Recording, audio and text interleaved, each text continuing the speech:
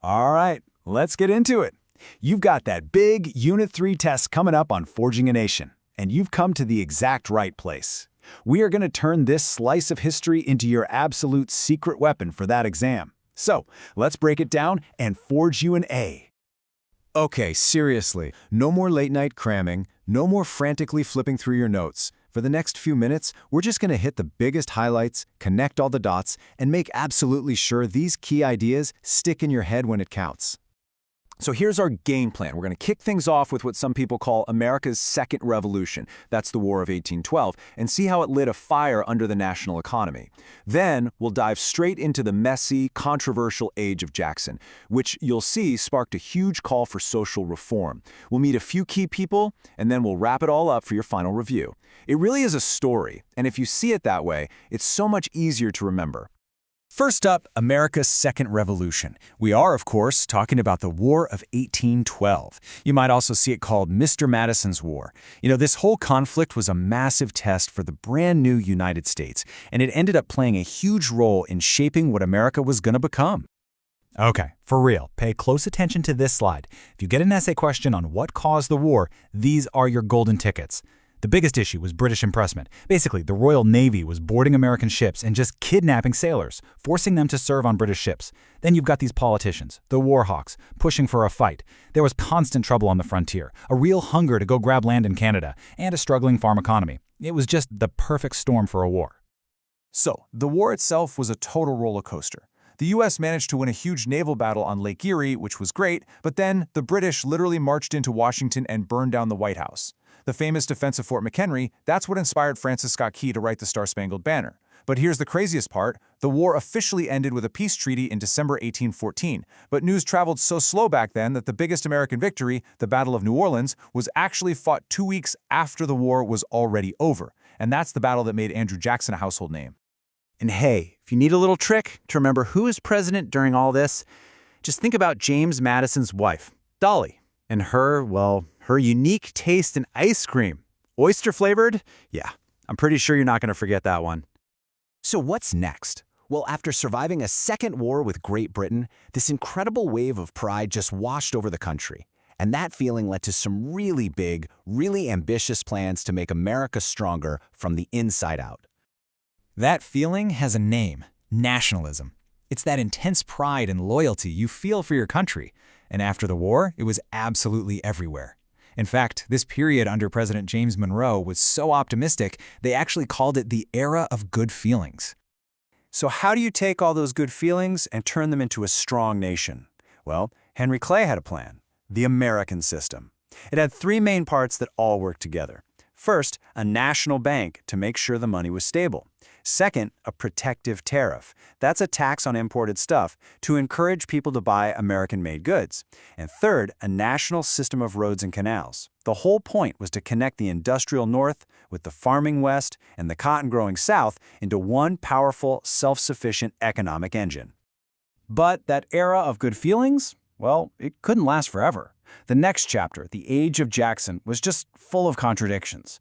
On one hand, you had this huge expansion of democracy for many white men. But on the other, you had some of the most brutal and divisive policies in the nation's history. And it all kicked off with the wild election of 1824. Andrew Jackson actually won the most popular votes, but no one got a majority in the Electoral College. So, the decision went to the House of Representatives, and they picked John Quincy Adams. When Adams immediately turned around and made Henry Clay his Secretary of State, well, Jackson supporters screamed, "Corrupt bargain." It totally fueled this image of Jackson as the tough outsider fighting a rigged system, and it's what propelled him to the White House 4 years later as the common man's president. But Jackson's presidency has a very, very dark side. Let's look at some numbers. First, 15,000. That's how many Cherokee people were driven out of their homes, where their families had lived for generations. Next, 800 miles. That's the distance they were forced to march, from the southeast all the way to what was called Indian Territory. And finally, 4,000. That is the number of men, women, and children who died on that journey. 1 out of every 4 people. This horrific event is known as the Trail of Tears, and this table breaks down the essentials for your test. The who, President Andrew Jackson, and tribes like the Cherokee and Creek. The what? The forced removal of these people from their land. The where? From the American Southeast to what is now Oklahoma. The when? 1838 to 1839. And the big question, the why? It was all because of the Indian Removal Act and the relentless demand from settlers for more land to grow cotton and to search for gold. So, with all these massive changes, and let's be honest, these terrible injustices happening, a new energy started to spread across the country.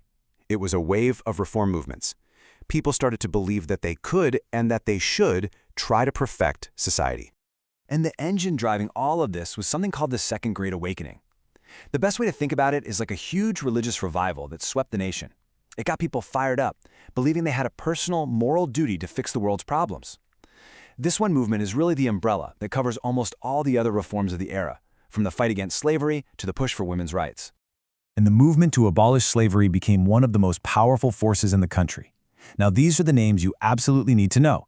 Think of this as a lightning round of flashcards. You've got William Lloyd Garrison and his radical newspaper, The Liberator. The incredible Frederick Douglass, an escaped slave whose speeches were absolutely electrifying.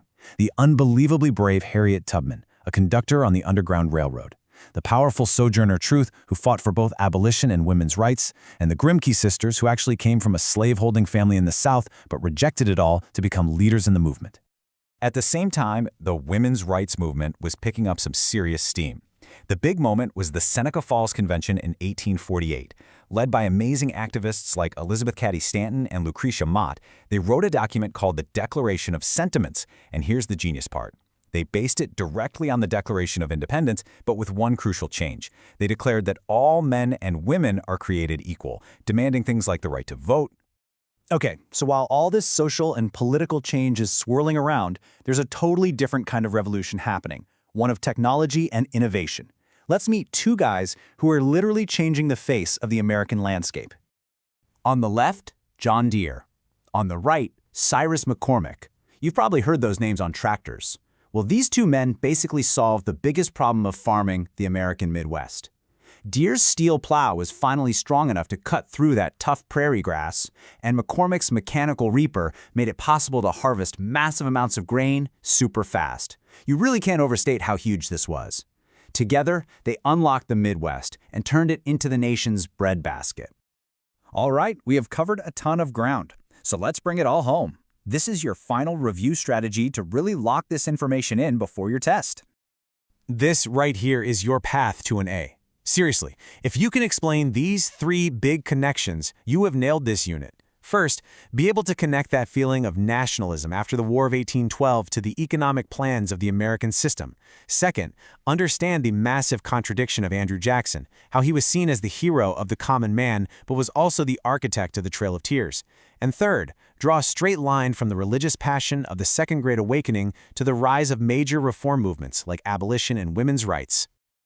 So as you finish studying, I'm going to leave you with one big question to chew on. This whole era is often talked about as this great moment of expanding American democracy, but the most important question you can ask is, for whom?